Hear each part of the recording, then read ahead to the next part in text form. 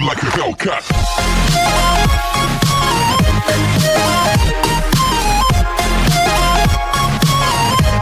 अभी तक हमने देखा कि प्रेसिडेंट ना जो कि इंजी के घर घुस गए थे, मगर फिर उन्हें वहां से भगा दिया गया।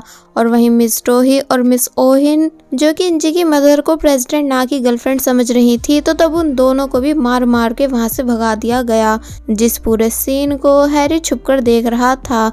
जिसके बाद अब नेक्स्ट सीन में दिखाया जाता है कि हैजुन किसी बड़े पेंटर की पेंटिंग लेकर आर्ट गैलरी आया और फिर वो पेंटिंग वहाँ के स्टाफ को दिखाते हुए बताता है कि ये पेंटिंग इवेंट बाजार के लिए हमें मिस्टर जैक्सन ने इसलिए दी क्योंकि वो बाघा को काफी अच्छे से जानते हैं। तो ये सुन वो सभी गर्ल्स हैरान रह गईं कि बाघा को इतना बड़ा पेंटर कैसे जानता है।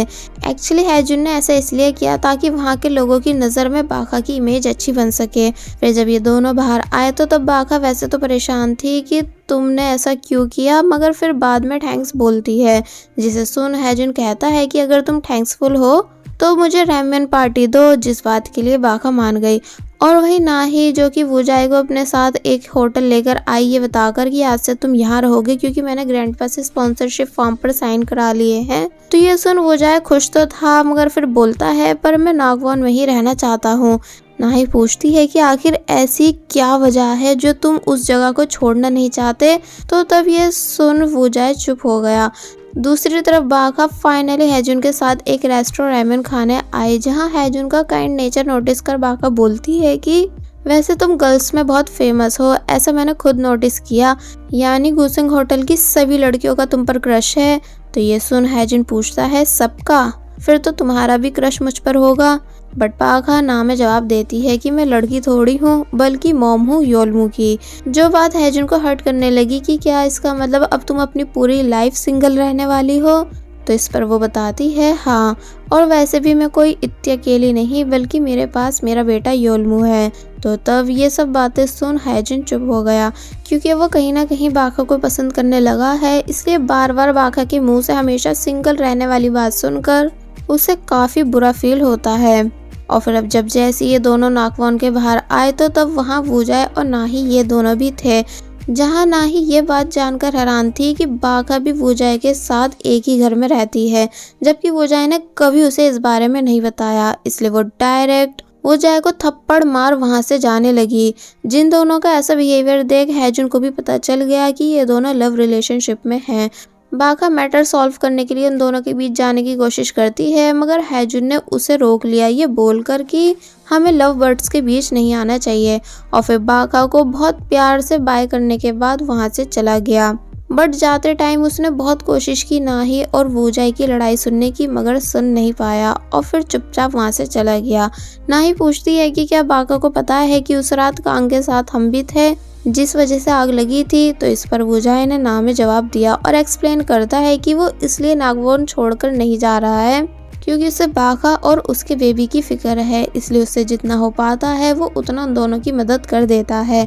तो इस पर ना ही कहती है कि तुमसे खुद की तो मदद होती नहीं, उन दोनों की क्या करोगे, पर जो भी हो अब मैं तुमसे बात नहीं करूंगी। और फिर वहां से चली गई।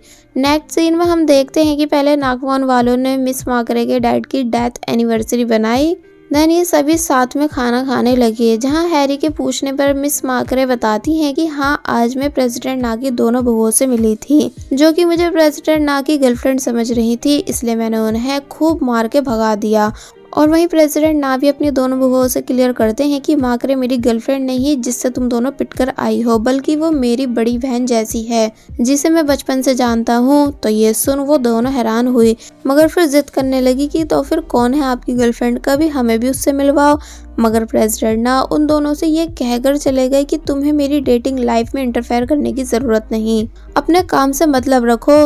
तो तब उनके जाने के बाद दोनों प्रेसिडेंट ना को उल्टा सीधा बकने लगती हैं कि हम दोनों ने अपने हस्बैंड की डेथ के बाद कभी किसी को डेट नहीं किया, पर इन्हें देखो। वेल अब नेक्स्ट डे हम देखते हैं कि मिस्टर चॉई एंड उनकी वाइफ दोनों मिलकर सैंडविच बेच रहे हैं एंड काफ़ी ज़्यादा खुश भी है क्योंकि उनका बिजनेस अब पहले से भी ज़्यादा अच्छा चल रहा है। कि तभी दो पुलिस ऑफिसर्स उनके पास आए एंड वार्निंग देके गए कि अगर दोबारा यहाँ स्टॉल लगाया तो उन्हें फाइन देना होगा क्योंकि रोड पर ऐसे सामान बेचना अलाउ नहीं। तो ये बात सुन वो दोनों उदास हो जाते हैं और वहीं इंजी हैरी को उसके उधार पैसे देती है विद इंटरेस्ट, ये बताकर कि अब मेरे पास पैसा ही पैसा है। हैरी पूछता है मतलब, यानी तुम्हारे पास इतना पैसा कहाँ से आया? तो तब इंजी ने बताया डायमंड नेकलेस बेचकर, जो मुझे प्रेसिडेंट ना ने दिया था क्योंकि वो बहुत ही ज़्यादा एक्सपेंसिव था, जिसके बदले मैंने डुप्लीकेट लाकर रख लिया है ताकि प्रेसिडेंट ना को शक ना हो कि मैंने उनका वाला नेकलेस बेच दिया है। तो तब ये बात सुन हैरी हैरान था और कहने लगा कि तुम तो दिन पर दिन शातिर बनती जा रही हो। और वहीं मिस ओहिन बाको को अपने ऑफिस बुला पूछती है कि क्या सच में मिस्टर जैक्सन ने अपनी इतनी एक्सपेंसिव पेंटिंग तुम्हारे बोलने पर दी, जिसके बारे में तुम स्टाफ से अफवाह उड़ा रही हो, जबकि मिस्टर जैक्सन मेरे भी दोस्त हैं एंड उन्होंने बताया कि वो किसी बाका नाम की लड़की को नहीं जानते। तो तब बाका को मजबूरन सच बताना पड़ा कि झूठ उसने नहीं बल्कि डायरेक्टर हैजुन ने बोला था। तो ये बात जानकर मिस ओहिन हैरान रह जाती हैं, मगर तब भी बाका को सज़ा देती है विंडोज साफ करने की। फिर जब हैजुन भी मिस ओहिन के बुलाने पर आर्ट गैलरी के बाहर आया तो तब बाका उसे सॉरी कहने लगी, मगर वो उसे इट्स ओके बोलकर अपनी मॉम के ऑफिस आया, जहां मिस ओहिन ने उससे मिस्टर जैक्सन की पेंटिंग वाला मैटर पूछा। तो तब वो बताता है कि मैंने ऐसा इसलिए किया क्योंकि मुझे बिल्कुल पसंद नहीं कि हमारी कंपनी के लोग कमज़ोर लड़की को बुली करें। वैसे ही वो इतनी सी उम्र में अपनी लाइफ में बहुत कुछ देख चुकी है एंड अकेले अपने बेटे को पाल रही है, इसलिए मैं बस उसकी हेल्प करना चाहता हूँ ताकि उसकी इमेज और सबके सामने अच्छी बने। तो ये सुन मिस ओहिन पूछने लगी, पर अगर उसने तुम्हारी मदद का गलत मतलब निकाल लिया तो इस पर हैजुन जवाब देता है कि ऐसा कभी होगा नहीं और फिर वहाँ से चला गया। पर अब मिस ओहिन को डर होने लगा था कि कहीं उनका बेटा हैजुन बाका को सच में लाइक करना शुरू ना कर दे। अब जब जैसी हैजुन बाहर आया जहां बाका विंडोज क्लीन कर रही थी एंड जब जैसी गिरने ही वाली थी, मगर तभी हैजुन ने उसे गिरने से बचा लिया। तो ये देख बाका हैरान हुई। हैजुन मना करता है बाका से ये सब काम करने से क्योंकि आज बहुत ठंड है, मगर वो मानती नहीं क्योंकि उसे पता है कि फिर मिस ओहिन उसके और ज़्यादा पीछे पड़ जाएंगी। देन वो हैजुन से पूछती है कि तुम्हें मिस ओहिन ने ज़्यादा डांटा तो नहीं? तो ये सुन वो पूछने लगा, क्यों, यानी क्या तुम्हें मेरी फिक्र हो रही है? तो इस पर जब जैसी बाका ने बोला हाँ क्योंकि तुम एक बहुत ही अच्छे इंसान हो इसलिए। तो तब हैजुन हंसकर बताता है कि ये फर्स्ट टाइम है जब किसी लड़की ने मेरी फिक्र की हो, और फिर खुशी खुशी वहाँ से जाने लगा। मगर तभी वापस आकर बाका को ग्लव्स देकर गया ठंडे पानी से बचने के लिए, जिन्हें पहनकर बाका खुश थी। और फिर जब बाका को ऐसे ही काम करते करते बहुत देर हो गई कि तभी वहाँ मिस ओहिन के नाम से एक पार्सल आया, जिसे वो मिस ओहिन की सेक्रेटरी को देने आई, मगर अब क्योंकि सेक्रेटरी को अर्जेंटली वॉशरूम जाना था इसलिए वो बाका से इस पार्सल को मिस ओहिन के ऑफिस में रखने को बोलती है। तो फिर तब बाका ने उस पार्सल को मिस ओहिन के ऑफिस रख दिया, मगर तभी उसे टेबल की ड्रॉ खुली दिखी जिसमें इनविटेशंस कार्ड थे, इसलिए बाका उन कार्ड्स में सिंगापुर इनविटेशन कार्ड ढूंढने लगी जैसा उसके हस्बैंड के नाम से आया है, मगर उसे वहाँ कोई भी सिंगापुर इनविटेशन कार्ड नहीं मिला, इसलिए उसने उन सभी कार्ड्स को वापस रख दिया। मगर इसी बीच गलती से बाका के कोट का बटन ड्रॉ में गिर जाता है, जिस बात से वो अनजान है। अब नेक्स्ट डे प्रेसिडेंट ना इंजी को अपने साथ शॉपिंग कराने लेकर आए, जहाँ की ड्रेसेस के प्राइस देख इंजी के होश उड़ चुके थे, मगर फिर सोचती है कि अगर मैंने इन्हें सेकंड हैंड भी बेचा तो तब भी मुझे हज़ारों की कमाई हो जाएगी। और फिर वो उस ड्रेस को पहनकर प्रेसिडेंट ना को दिखाती है, जो ड्रेस प्रेसिडेंट ना को भी काफ़ी अच्छी लग रही थी। मगर तभी वो शॉप ऑनर से बोलने लगे कि अगर मेरी बहुआ तुम्हारे पास आए तो प्लीज़ उन्हें मत बताना कि मैं यहाँ आया था। बट हुआ ऐसा कि प्रेसिडेंट ना की बड़ी बहू यानी मिस टोही तभी वहाँ आ गई, जिसे देख इंजी और प्रेसिडेंट ना दोनों के ही होश उड़ चुके थे, इसलिए प्रेसिडेंट ना जल्दी से कपड़ों के पीछे छुपकर वहां से निकल लिए एंड खुद को चेंजिंग रूम में लॉक कर लिया। मगर इंजी को भागने की कोई जगह नहीं मिली, इसलिए वो वहीं खड़ी रह गई, जिसे मिस टोही देख लेती हैं। इंजी फुल रिस्पेक्ट के साथ उन्हें हेलो करती है, मगर वो उसका मजाक बनाने लगी, ये बोल कर कि तुम इतनी ज़्यादा चीप हो कि एक्सपेंसिव कपड़े पहनने के बाद भी चीप दिख रही हो। तो तब ये सुन इंजी की मिस टोही से बहस हुई कि तुम होती कौन हो मुझे ये सब कहने वाली। तो इस पर उन्होंने जवाब दिया, एक सुपर रिच लेडी जो तुम नहीं हो। तो तब इंजी भी कह देती है कि टाइम आने दो, मैं तुम्हें सबक ज़रूर सिखाऊंगी और फिर देखा जाएगा कि सबसे ज़्यादा सुपर रिच कौन है। वेल अब थोड़ी बहुत देर के बाद मिस रोही वहाँ से चली गई। तो तब उनके जाने के बाद प्रेसिडेंट ना जब जैसे बाहर आए तो तब इंजी ने उनकी क्लास लगाई कि आप सच में बहुत सेल्फिश हो, यानी आप तब भी बाहर नहीं आए जब आपकी बहू मुझे चीप कह रही थी, इसलिए मैं आप जैसे कायर इंसान से कभी बात नहीं करूंगी। और फिर गुस्से में वहां से चली गई, जिसे सुंदरी सुंदरी पुकार कर प्रेसिडेंट ना बस रोकते ही रह जाते हैं। दूसरी तरफ हैजिन जो कि वापस घर जा रहा है कि तभी उसे बाका योल्मू को अपनी बैग पर ले जाती दिखी, जबकि नॉर्मली सब लोग बेबी स्ट्रॉलर का यूज करते हैं। इसलिए ये देख हैजुन को बाका और उसके बेबी यानी योल्मू के लिए काफी बुरा फील हुआ। और वहीं दूसरी तरफ मिस्टर चोई क्रिसमस केक्स रेडी कर रहे थे बेचने के लिए, जिनसे मिस यांग पूछती भी है कि आप ऐसा क्यों कर रहे हो जबकि पुलिस ऑफिसर ने स्टॉल लगाने से मना किया है। तो इस पर मिस्टर चोई ने जवाब दिया कि कोई नहीं, अब की बार हम कहीं और स्टॉल लगा लेंगे ताकि पुलिस ऑफिसर्स को हमारे बारे में पता ना चले। तो ये सुन मिस यांग खुश हो गई, क्योंकि इन दोनों के पास और कोई रास्ता नहीं है। और वहीं इंजी जो कि अभी तक ये बात सोच सोच कर परेशान थी कि प्रेसिडेंट ना उसे कैसे छोड़कर भाग गए थे बिल्कुल अनजानों की तरह, कि तभी उसके पास प्रेसिडेंट ना की कॉल आई, जो कि कॉल पर इंजी को सॉरी कह रहे थे। इंजी बोलती है कि जब आपको मेरे साथ इंसल्टेड फील होता है तो आपको मेरे साथ रिलेशनशिप में आना ही नहीं था। तो इस बात पर प्रेसिडेंट ना कहते हैं कि ऐसा कुछ भी नहीं है, इसलिए मैं इस बात को गलत ठहराने के लिए कल तुम्हें अपनी फैमिली से मिलवाऊंगा।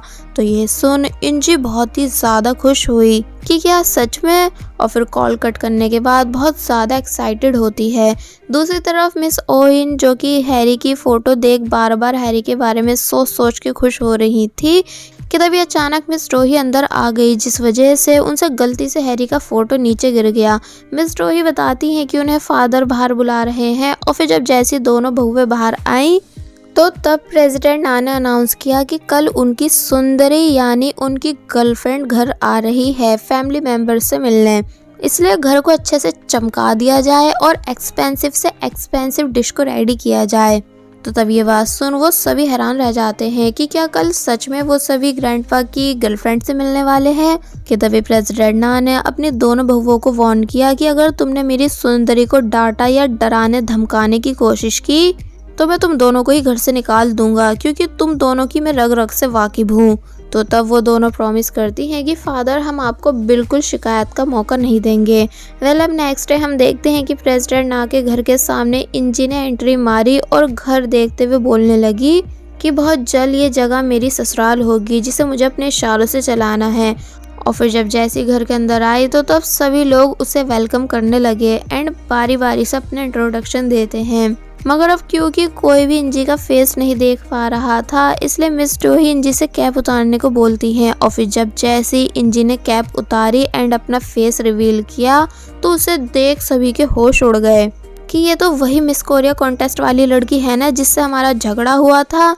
मिस डोही हैरानी के साथ प्रेसिडेंट ना से पूछती हैं कि क्या सच में यही आपकी गर्लफ्रेंड है। तो इस पर जब जैसे उन्होंने हाँ कहा तो ये सुन वो दोनों बहुत जोर से चिल्लाएं कि नहीं आप ऐसा कैसे कर सकते हो। मगर फिर तभी प्रेसिडेंट ना के डांटने पर चुप हो गई। वेल अब ये सभी साथ में लंच करते हैं, जहाँ सभी लोग प्रेसिडेंट ना और इंजी का लवी डवी बिहेवियर देखकर हैरान थे कि ये दोनों कैसे एक दूसरे को खाना खिला रहे हैं, प्यार से बातें कर रहे हैं। पर आफ्टर डिनर जब जैसी मिस रोही और मिस ओइन को मौका मिला वो तभी इंजी को किडनैप कर अपने साथ दूसरे रूम ले गई और उसे डराने धमकाने लगी कि वो अभी प्रेसिडेंट ना से ब्रेकअप करे, जिस चीज़ के लिए इंजी मान नहीं रही थी। तो फिर जब जैसी मिस डोही उस पर हाथ उठाने ही वाली थी कि तभी प्रेसिडेंट ना भी वहां आ गए, जो कि हीरो की तरह अपनी सुंदरी को जालिम बहुओं से बचाते हैं एंड बहुत ही ज़्यादा डांटते भी हैं कि तुम दोनों की हिम्मत हुई कैसे मेरी सुंदरी को डराने की। जिनकी डांट सुन वो दोनों चुप थी। और फिर जब वो अपनी सुंदरी को लेकर वहां से जाने लगे तो तब इंजी उन दोनों को इशारे बाजियों से चिढ़ाकर गई, जिसकी हरकतें देख दोनों का ही जल जल के बुरा हाल हो रहा था। वेल इंजी जब जैसी बाहर आई कि तभी उसे वहाँ वूजाय दिखा जो कि नाही से मिलने आया था, इसलिए इंजी उससे रिक्वेस्ट करती है कि प्लीज़ किसी को मत बताना कि मैं यहाँ आई थी। वैसे तो मैं यहाँ अपने किसी वर्क से आई थी, मगर तब भी प्लीज़ किसी को इस बारे में मत बताना। फिर जब वो चली गई एंड नाही बाहर आई तो तब वूजाय ने उसे एक एक्सपेंसिव रिंग गिफ्ट की जिसे उसने अपने प्राइज मनी से खरीदा है। पहले तो ना ही उस रिंग को देख बहुत ज़्यादा खुश थी, मगर फिर उसे वापस कर देती है ये बताकर कि जब तक तुम नागवान नहीं छोड़ोगे तब तक मैं इस रिंग को एक्सेप्ट नहीं करूँगी। वो जाए पूछता है कि क्या तुम मुझे ज़िंदगी भर गिल्ट में जीता हुआ देखना चाहती हो? अगर नहीं तो प्लीज़ मान जाओ। तो तब ना ही कहती है ठीक है, अगर ऐसा है तो मुझे सोचने के लिए थोड़ा टाइम दो, और फिर वहाँ से चली गई। और वही नेक्स्ट सीन में हैजुन जब जैसे होटल आया और देखता है कि सेंटा एक बॉक्स से बच्चों से चिट निकलवा कर चिट में जो गिफ्ट लिखा है वो बच्चों को दे रहे हैं, इसलिए ये देख हैजुन को एक आइडिया आया बाघा और योलमू के लिए। इसलिए वो उस बॉक्स को सेंटा से लेकर अपने ऑफिस आया और उसमें से सभी चिट्स निकाल कर खुद से न्यू चिट्स बनाने लगा, जिन सभी में वो बेबी स्ट्रॉलर लिख रहा था। और फिर उसने बाघा को कॉल की अर्जेंटली होटल बुलाने के लिए। बाघा बताती है कि मैं नहीं आ सकती क्योंकि योलमू और मैं घर पे अकेले हैं। तो तब वो योलमू को भी उसके साथ लाने को बोलता है एंड सेंटा के पास आकर उसे सब समझाने लगा कि कैसे कैसे क्या करना है। जिसके बाद बाघा जब जैसी होटल आई तो तब उसे देख हैजुन जल्दी से छुप गया। सेंटा बाघा को रोक ज़बरदस्ती एक चिट निकालने को बोलते हैं, और फिर जब जैसी बाघा ने चिट निकाली जिसमें बेबी स्ट्रॉलर लिखा था तो ये देख वो बहुत ही ज़्यादा खुश थी कि बेबी स्ट्रॉलर, मुझे शुरू से यही चाहिए था, थैंक यू सो मच। और फिर जब हैजुन भी उसके सामने आया तो तब वो उसे भी पूरी बात बताने लगी, जिसे सुन हैजुन ऐसे एक्टिंग कर रहा था कि जैसे उसे इस बारे में कुछ पता ही नहीं हो। और फिर स्ट्रॉलर के आने पर दोनों एक साथ मिलकर योलमू को उस पर बिठाते हैं एंड देन बहुत ही ज़्यादा खुश होने लगे। अब क्योंकि योलमू फर्स्ट टाइम स्ट्रॉलर पर बैठा था इसलिए ये दोनों उसे बाहर वॉक के लिए लेकर आए, जहाँ बातों बातों में हैजुन पूछता है कि वैसे क्या तुम मिस इंजी को जानती हो जिसने मुझ पर शैम्पेन फेंकी थी? तो तब बाघा ने वो सीन याद किया जब इंजी ने साफ मना किया था उसके बारे में गुसंग होटल के किसी भी मेंबर को बताने को, इसलिए वो साफ इनकार कर देती है। और फिर जब ये दोनों साथ में रेस्टोरेंट आए जहाँ हैजुन बार बार बहुत प्यार से योलमू से बातें कर रहा था एकदम रियल फादर की तरह, इसलिए ये देख बाघा हैजुन से शादी करने को बोलती है। हैजुन पूछता है क्यों? तो इस पर उसने एक्सप्लेन किया इसलिए क्योंकि मैंने देखा कि तुम्हें बच्चे पसंद हैं, यानी जब तुम गैरों के बच्चों को इतना प्यार दे रहे हो तो अपने रियल बच्चे को कितना ज़्यादा प्यार करोगे, इसलिए तुम्हें जल्द से जल्द शादी करनी चाहिए। तो ये बात सुन हैजुन पहले तो शांत था मगर फिर पूछता है कि वैसे क्या तुम खुश होगी जब मेरी शादी होगी और मैं किसी और का बन जाऊंगा? तो तब भी बाघा ने हाँ में जवाब दिया कि ऑफ कोर्स मैं खुश होंगी, यानी फिर तुम और ज़्यादा रिस्पॉन्सिबल बन जाओगे, अपनी फैमिली का ख्याल रखोगे, अपने बेबी का, अपनी वाइफ का। तो ये सुन तभी हैजुन चिल्लाने लगता है कि बस बस तुम्हें मेरी फिक्र करने की ज़रूरत नहीं, अगर करनी है तो अपनी करो, यानी तुम्हें भी हमेशा सिंगल नहीं रहना चाहिए। जिसके एकदम ही ऐसे चिल्लाने से बाघा हैरान थी कि तभी एक फोटोग्राफर वहां आया और उनकी फैमिली फ़ोटो लेने के लिए बोलने लगा, जिस चीज़ के लिए बाघा रेडी नहीं थी क्योंकि वो फैमिली थोड़ी है। मगर हैजुन समझाता है कि ये योलमू का फर्स्ट क्रिसमस है इसलिए हमें इसे यादगार बनाना चाहिए। और फिर क्रिसमस कैप पहनकर जल्दी से योलमू को अपनी गोद में बिठाकर पोज देने लगा। बाघा भी फिर कुछ नहीं बोलती एंड देन खुशी से पोज देने लगी। देन इन तीनों के साथ में एक बहुत ही प्यारी फ़ोटो क्लिक हुई जिसमें ये तीनों सच में फैमिली लग रहे थे। और बस फिर इसी के साथ पार्ट 11 यहीं पर एंड हो जाता है। There was a time when you had me falling to the ground.